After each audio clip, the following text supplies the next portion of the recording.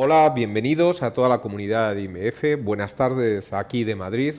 Desde el Departamento de Investigación iniciamos el curso con una serie de entrevistas, encuentros, reuniones que son de interés, entendemos, para toda la comunidad IMF y para terceros, y sobre todo una parte de esas reuniones que vamos a tener que van a versar sobre el tema del emprendimiento, sobre emprendedores, sobre casos de éxito o casos de esfuerzo. A veces también incluso los casos de fracaso sirven para aprender a muchos de los que dentro de nuestra comunidad están en ese proceso de emprendimiento. Hoy a quien traemos es a Javier Domínguez. Buenas tardes, Javier. Muy buenas tardes. Él es CEO de Santa Manía.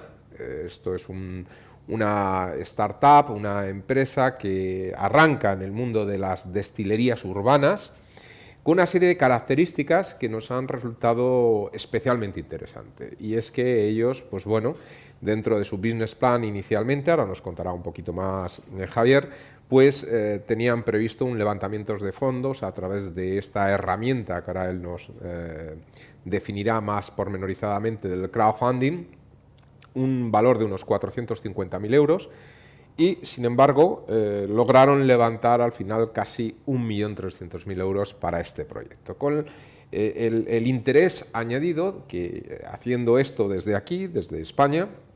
La destilería está en Las Rozas, una ciudad periférica, una ciudad que está a las afueras de Madrid.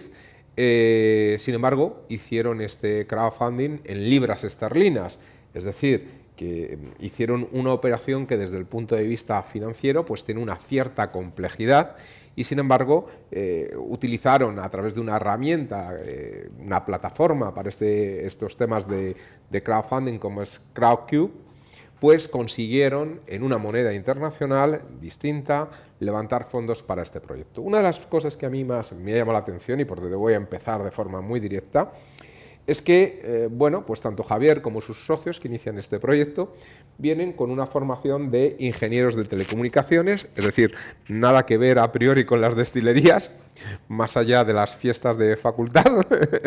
Se quedan un poco Y lejos ahora. bueno, pues parece un poco chocante a priori. Personas con un perfil tan técnico o tecnológico, pues parecería razonable que puestos a lanzarse en el mundo del emprendimiento, pues fueran hacia temas más tecnológicos, ¿no? Y sin embargo, pues acuden a un sector de la economía real, productiva, bueno, pues en un tipo de productos pues vinculado al mundo del ocio o del placer, ¿no?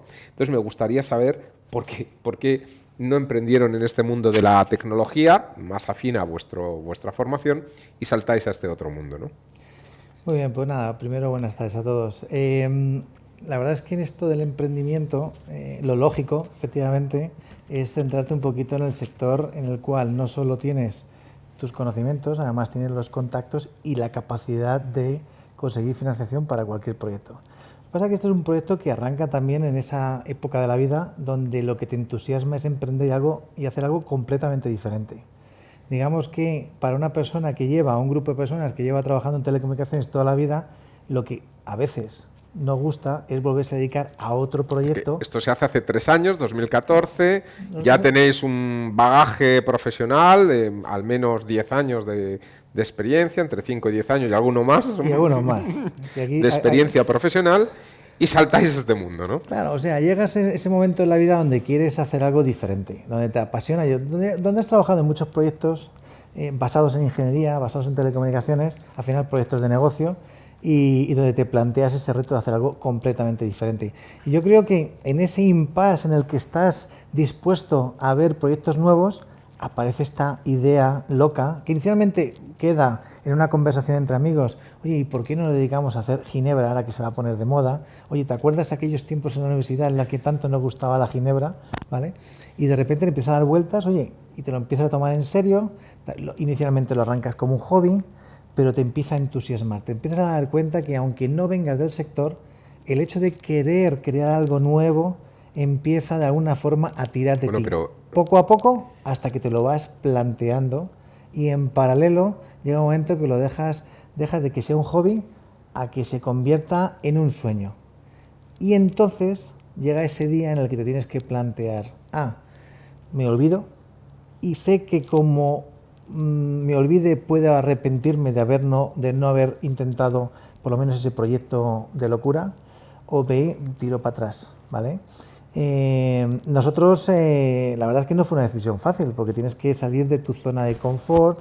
Nosotros teníamos no solo ya una carrera en el sector de telecomunicaciones, una responsabilidad importante, un éxito profesional, y suponía dar un salto casi al vacío.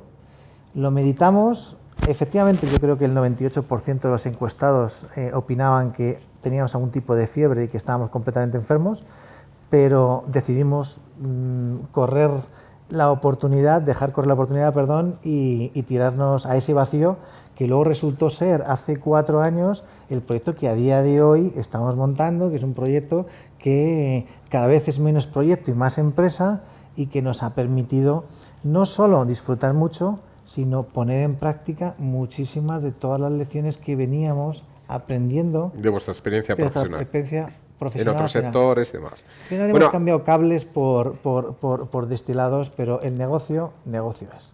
Sí, bueno, una de las cosas que sorprende es que al final un emprendimiento pues es una buena idea y es luego llevarla a la práctica, es decir, es gestionar esa idea. A priori, todos tenemos buenas ideas, alguna vez en nuestra vida. Otra cosa es tener la capacidad de poder gestionar este tipo de negocios. Sin embargo, aquí una de las cosas que primero me llaman la atención es la propia idea, ¿no? Porque, bueno, a priori es un sector ya muy maduro. Estamos hablando, cuando lanzáis el tema del crowdfunding, es el año 2014, ya había, en España ya había habido el boom de la ginebra, ¿no? Y por lo tanto ya tenías muchas marcas internacionales operando en el mercado. Parece como un mercado donde entrar con una nueva marca parece difícil, empezar la distribución, etcétera. ¿Y cómo se os ocurrió esa? Claro, es que visto desde fuera parece que el mercado está saturado y que has tenido la feliz idea de las grandes empresas. Pero nosotros ni mucho menos lo vimos así. Cuando vimos el mercado vimos que había una gran oportunidad, porque lo que estábamos creando, el objetivo del proyecto era crear algo genuinamente diferente. Y para nosotros, ¿qué es algo genuinamente diferente? Era una destilería estilo craft, es decir, basada en productos 100% naturales, recuperando, despertando el antiguo oficio de la destilación, utilizando y aplicando la mejor ingeniería para aplicar la I+D y fusionar esa tecnología, alta tecnología, con esa cultura de destilación que tenemos en España.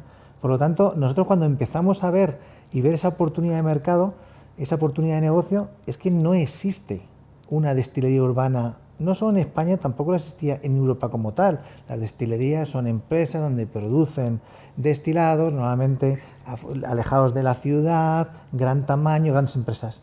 Esto es un negocio que arranca primero por proximidad, kilómetro cero, muy cercano a nuestros clientes, en pequeño, pero con una cultura completamente transparente. Tú te puedes acercar a la destilería, ¿de acuerdo? Y los que nos han seguido desde el principio han ido viendo cómo esa destilería ha ido creciendo, primero con un alambique, 2 alambiques, 3 alambiques, nos mudamos de destilería, es decir, hemos ido compartiendo ese esfuerzo y ese éxito a la que hemos ido creciendo. Por lo tanto, a día de hoy, nosotros nos introducimos o estamos situados en una, digamos, una clasificación que es dentro del enorme paraguas de productos destilados, pero nosotros somos una destilería de productos 100% naturales, y a día de hoy estamos viendo que apostamos por un modelo de negocio donde inicialmente era una locura y donde poco a poco se está viendo que efectivamente sí hay una demanda de un público orientado a no necesariamente ver más, sino ver mejor, preocupados por un consumo responsable, preocupados por un consumo saludable, es decir, alcohol vamos a beber, está en nuestra cultura. El tema es qué tipo de alcohol bebo, cómo se ha elaborado, qué calidad tiene, en qué cantidad. Por lo tanto, sí estamos encontrando... Buscando un diferencial, claro, un elemento de valor añadido, ¿no? Pero y eso aplica a cualquier negocio. O sea, telecomunicaciones, coches, aeronáutica. O tienes un modelo de negocio y una idea que sea diferencial, o es muy difícil diferenciarte y por lo tanto va a ser muy difícil tener éxito, salvo que tengas enormes pilas, cantidades de dinero, ¿de acuerdo?, que te avalen cualquier idea. Cualquier idea con cierta gestión y mucho dinero es factible. Cualquier idea con poco dinero y mucha gestión es posible. y es muy diferente. Claro que sí. Hay una cosa que me gustaría preguntarte en la medida en que estamos ante potenciales futuros emprendedores y que estamos desde una escuela de negocios donde enseñamos técnicas de emprendimiento y una de las principales bases es el business plan famoso, ¿no? Ese plan de negocio. Ese plan de negocio que entiendo que mentes estructuradas de ingenieros, ¿no? Al final se hacen muchos números, se hacen muchas hojas Excel, se hacen muchos supuestos. ¿Esto se ha venido cumpliendo? ¿Cómo os habéis adaptado a ese plan de negocio? ¿Ha sido un elemento rígido? ¿Ha sido un elemento de adaptación? ¿Habéis establecido unas etapas, las habéis cumplido? ¿Los inversores, que ahora hablaremos del tema de inversión, os han exigido ese cumplimiento de business plan?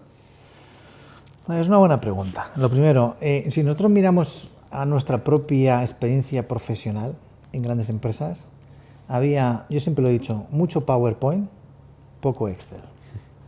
Cuando entras en un proyecto de emprendimiento con recursos limitados, lo haces al revés. Bastante más Excel que PowerPoint. Sí, nosotros lo primero que prohibimos es el PowerPoint, ¿vale? Es algunas veces las presentaciones tienden a utilizarse para autoengañarse. Vamos a la realidad. Números. Dicen que todo lo que no son cuentas son cuentos, ¿no? Eso es. Y en parte, cuando tú estás arrancando un proyecto, tienes que creerte los números. Tienes que saber que, uno, debes de ser flexible y siempre vas a tener, no solo un plan B, sino un plan C. El business plan, nunca se cumple, porque tú te puedes sentar... Estableces escenarios, claro, ¿no? Escenarios de actuación. Tú te puedes sentar e identificar una serie de... hacerte un SWOT, ¿vale? Y todo este tipo de herramientas que te ayudan a reflexionar, que te ayudan a crear una estrategia, pero luego te vas a encontrar con un montón de ayuda en el camino y también frenos en el camino. Y tienes que saber barajar ese tipo de circunstancias que desde luego van a afectar al plan de negocio. Por lo tanto, desde mi punto de vista, ¿qué hicimos? Un plan de negocio sencillo y creíble, basado en los recursos que teníamos y de forma que... ¿A qué llamas creíble? ¿Muy conservador? ¿Poco ambicioso?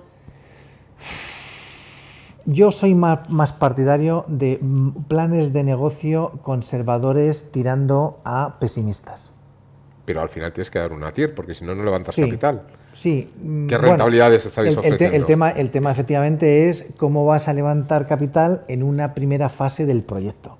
Nosotros optamos, te voy a poner una anécdota. Nosotros cuando hicimos el primer business plan fuimos a un banco, hicimos la presentación, les gustó la idea y el banco lo que nos dijo es, fantástico, te queremos dar dinero, pero te queremos dar más de esto. Dijimos, pero ¿cómo puede ser eso? Un banco que te quiera dar más dinero. Ya, es que me falla el marketing. Debería de tener una cantidad superior para marketing y por lo tanto introducir más ventas.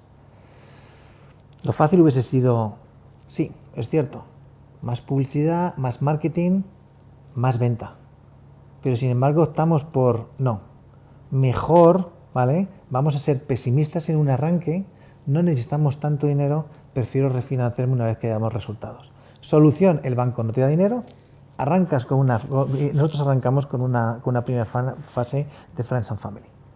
Dinero suficiente como para construir el negocio en un modelo piloto, construyendo la marca, los productos y ya ha pasado de ser un PowerPoint, un Excel, a algo que está vivo. Algo que se puede mostrar que funciona y que sale. Y que puedes beber la ginebra y entonces nosotros lo que hicimos es... ¿Qué dinero estamos hablando? ¿Que se arranque?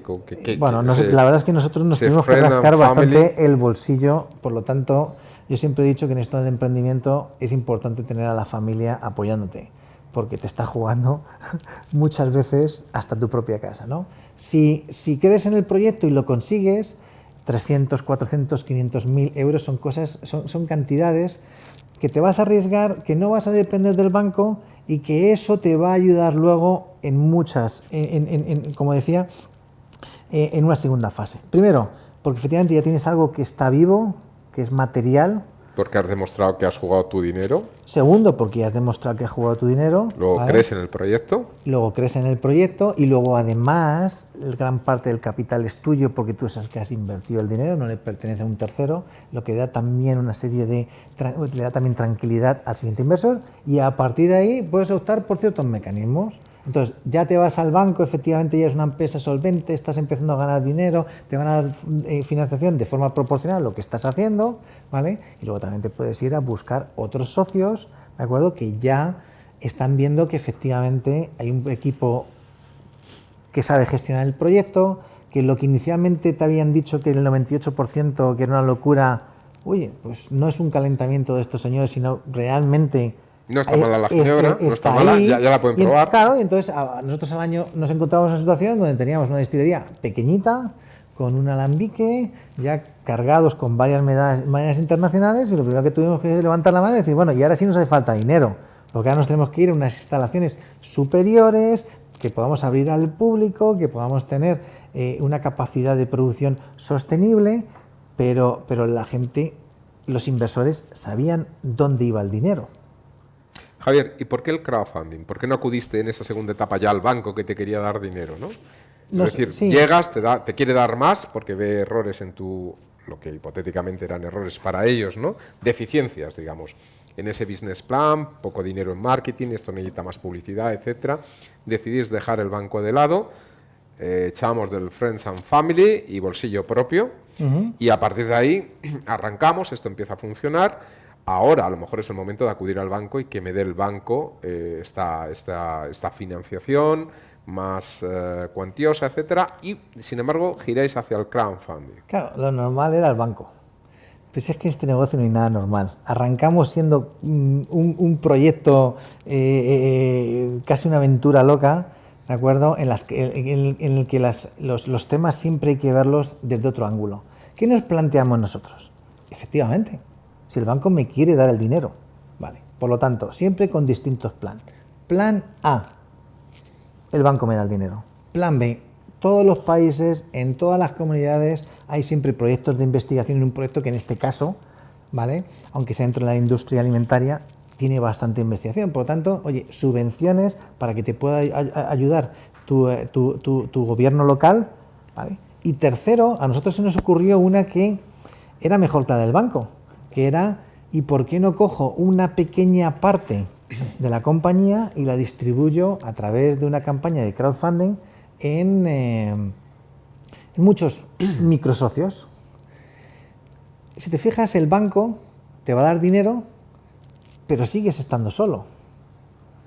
El proyecto de investigación es complementario a cualquiera de los otros dos, pero al hacerlo a través de crowdfunding, lo que de repente te subías al proyecto eran, como hicimos nosotros, 800 socios de todas las partes del mundo. Bueno, pero aquí tienes un pequeño problema y es, en primer lugar, valorar tu compañía y hacer creíble la valoración de tu compañía, ¿no? Porque si dices, yo me desprendo de un 40%, no sé cuántos desprendisteis, ¿no? Pero de un porcentaje de forma que yo o el colectivo de los fundadores no perdamos el control de la compañía, al final tienes que hacer una valoración, porque si yo necesito, como buscáis, 450.000 euros, ¿y qué porcentaje os desprendisteis? Claro, pero fíjate, si le pides al banco y si no le pides al banco, eso es un as que te guardas en la manga, porque al final el ratio de deuda que tiene tu empresa de apalancamiento está muy puedes bajo. apalancarlo. Pues es más, cuanto más equity, más capacidad de apalancamiento tienes. Por lo tanto, ese no le guardamos, no le perdimos. El banco no se enfada, el banco está esperando a que algún día cuentes con él. Y lo haremos. Pero claro, dices, en el momento en el que no me cargo una opción, sino que me la estoy guardando, dices, ¿qué otras opciones tengo? Efectivamente, nosotros lo que aprobamos en nuestro consejo de administración era hasta un máximo del 15%. Con lo cual, para 450.000. Para 400, no, hasta un máximo del 15% que efectivamente representaba 1,3 millones de euros, que fue donde, es decir, digamos, estamos diciendo que estáis valorando la compañía por encima de los 10 millones de euros. Más o menos, efectivamente. Y entonces, un pequeño alambique y muchos sueños, ¿no? Bueno, un pequeño alambique que se ha multiplicado por 3. Dinero, sí, bueno, pero ya con el dinero entrado. Y exportando en 20 países. Claro, es que ¿Pero pre-money estabais exportando en 20 países? Sí. O sea, ya estabais exportando. Claro, nosotros la campaña... O sea, con un alambique erais capaces de exportar en un pre-money, dabais una valoración de 10 millones. Para que lo entiendan todos nuestros oyentes, aquí no se da nada gratis, ¿vale? Esto es muy sencillo. Nosotros 3 años trabajando, 3 años creciendo, 3 años en EBITDA positivo, 3 años con una cartera de clientes en crecimiento, con N medallas internacionales y con una red de distribución lo suficiente, una marca que gusta, por lo tanto, unos activos que son interesantes y que lo que van a hacer es crear un valor. Bien, nosotros básicamente lo que hicimos es, tenemos la opción de ir al banco o hacer un crowdfunding. Si hago un crowdfunding, también podría haber ido a inversores privados. El problema de la inversión privada en estos momentos, ¿de acuerdo?, es que esta empresa se tiene que mantener 100% independiente. ¿Por qué? Porque si hemos conseguido llegar hasta aquí con autonomía e independencia y esta locura se ha convertido en éxito, nuestros accionistas deben de confiar en nosotros. Por lo tanto, los accionistas normalmente quieren tener control sobre las participaciones que introducen y la ventaja que tiene una herramienta como crowdfunding es que los socios son socios capitalistas, pero no tienen derecho a voto. Por lo tanto, ellos están confiando en la gestión. Por lo tanto, nosotros lo que hicimos es, se produjo un due diligence, se hizo por parte de la empresa de crowdfunding, en este caso Crowdcube, se hizo una investigación sobre la empresa. Ellos hicieron una valoración independiente. Completamente, desde Londres. En sí hay ellos hacen muchos proyectos al año, pero solo 2%. Lo de hacerlo en libras es porque se hace a través de Crowdcube, que está en Londres, y porque además ellos es una entran al plataforma. mercado. Exactamente, y porque además nos interesaba, nuestros clientes están repartidos por Australia, Hong Kong, Singapur, Londres. ¿Asumíais un riesgo de tipo de cambio durante el proceso de lanzamiento? ¿Qué tiempo tardasteis en captar? La campaña duró eran 4 semanas y la ampliamos durante 2 semanas más. ¿Vale? 6 semanas. Por lo tanto, 6 semanas. En 6 riesgo semanas relativo, ¿no? es un riesgo relativo, pero date Salvo cuenta que te pillara en el momento del Brexit. Bueno, la cosa estaba todavía calentita. Bueno, en 2014 todavía se podía hacer. No, pero es que date cuenta que el crowdfunding lo hemos hecho ahora este verano. O sea, que por eso te digo que nosotros arrancamos financiación propia, hemos tirado de ciertos créditos, un crédito que tenemos a través del gobierno, y en junio de este año es cuando hicimos la campaña de crowdfunding. Cuando nosotros hicimos la campaña de crowdfunding, nosotros ya teníamos unos activos por un valor, una cartera por un valor. Entonces los ingleses lo que hacen es, oiga, usted quiere sacar dinero a través de una campaña de este tipo, usted se somete a un due diligence en toda regla, ellos hicieron un análisis e hicieron una valoración de la compañía. La valoración de la compañía es una cosa que es muy interesante por su parte, porque te están haciendo un due diligence y porque están valorando todo lo que vales, etcétera, pero luego está sujeta a que realmente la campaña tenga éxito. Por lo tanto, nosotros salimos al mercado por una valoración de 9,8 millones de euros. Pero esa valoración está bien hecha, pero las cosas valen lo que la gente está dispuesta a pagar por ellas. Yo puedo hacer una valoración increíble, pero nos sometimos a examen en el momento que se abre la campaña. Efectivamente, nosotros arrancamos en ese concepto realista tirando a pesimista que muchas veces nos caracteriza.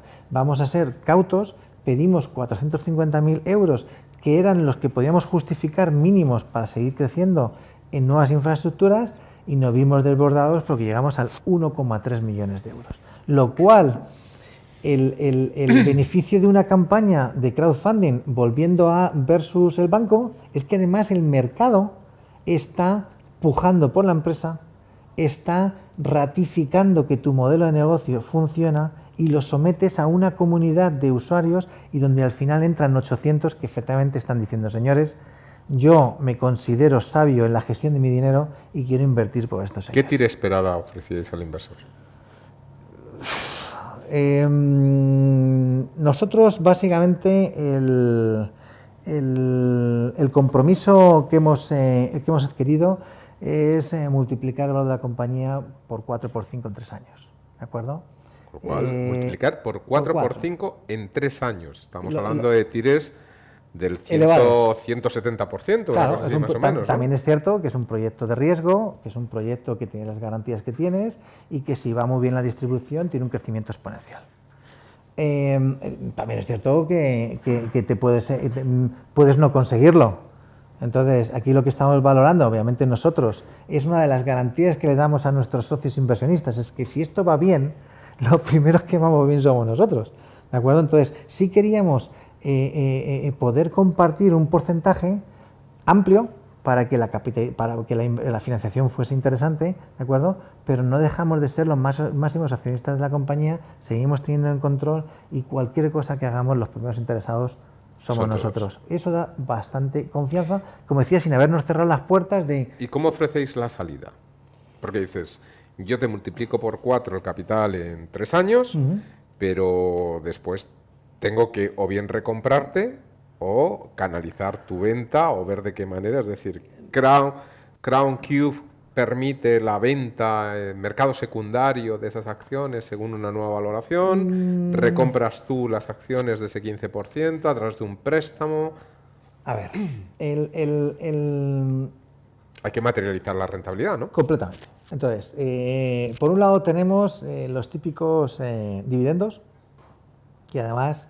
Bueno, pero una empresa en crecimiento, el dividendo tiende a ser cero, ¿no? Bueno, sabes que estás obligados al tercer año a dar dividendos, ¿de acuerdo? Pero pueden ser mínimas. Pero si tú estás creciendo, nadie se preocupa de los dividendos. Eso es. Porque obviamente lo que están es viendo cómo el valor de tu compañía va creciendo. Bien, dicho eso, nosotros éramos transparentes. O sea, efectivamente, esto es una pregunta que tenían muchos de los potenciales, inicialmente los analistas, luego de los potenciales inversores, y finalmente eso tienes que dejar claro a los inversores. Cuando tú haces una ronda de crowdfunding, nosotros nos fuimos a Londres, nos juntamos con todo, o sea, exactamente igual que una ronda de financiación de cualquier otro tipo, donde tienes que explicar el modelo, qué vas a hacer, cómo lo vas a hacer y cuándo lo vas a hacer, dentro del paréntesis de lo que hablábamos antes, que siempre tenemos que ser flexibles porque esto no es un cohete, esto es una empresa y que tiene que ir evolucionando y creciendo. Bien.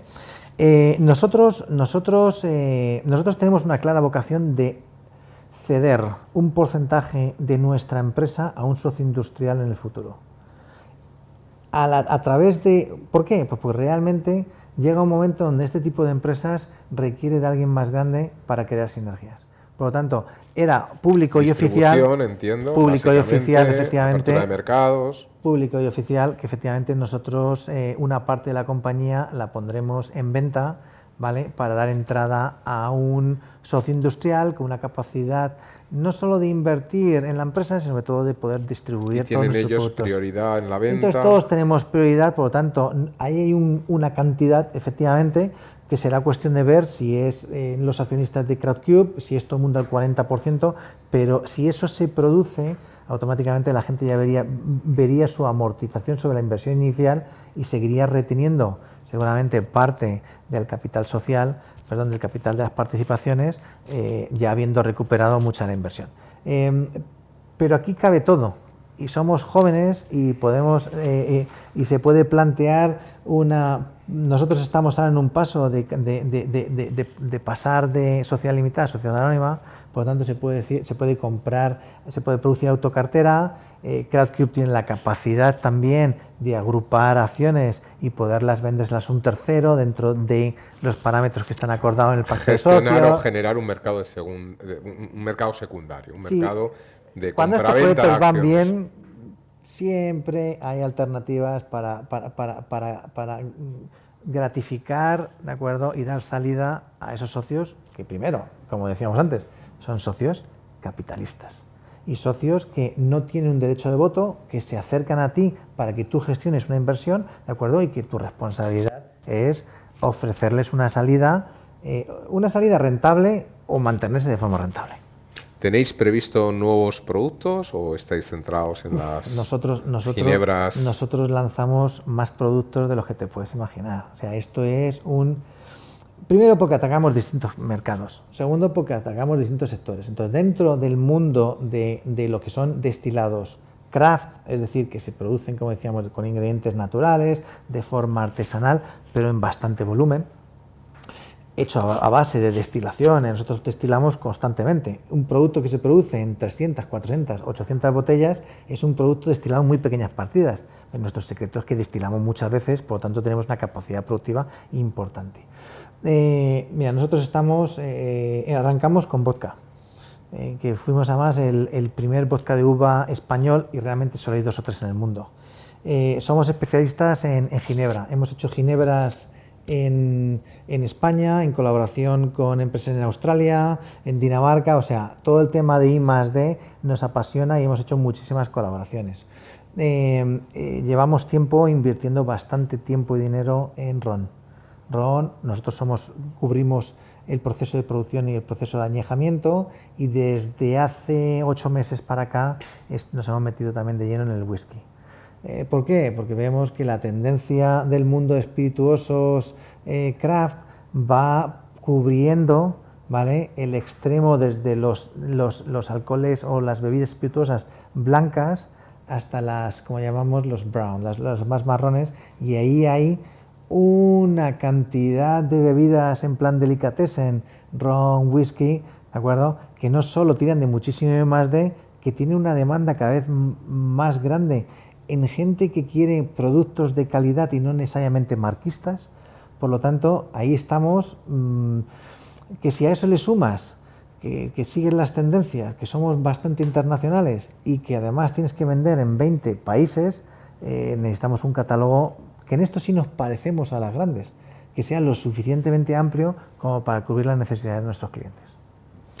Muy bien, Javier, pues muchísimas gracias por esta lección magistral de tu experiencia que nos has facilitado, de esta experiencia de arrancar un proyecto y de una herramienta que es básica en un proceso de emprendimiento como es el crowdfunding, cada día más extendida y que se está aplicando a, bueno, pues a sectores que inicialmente parecía que estaba más volcado hacia otro tipo de proyectos y sin embargo pues llega desde real estate, destilados como vuestro caso o cualquier cosa, ¿no?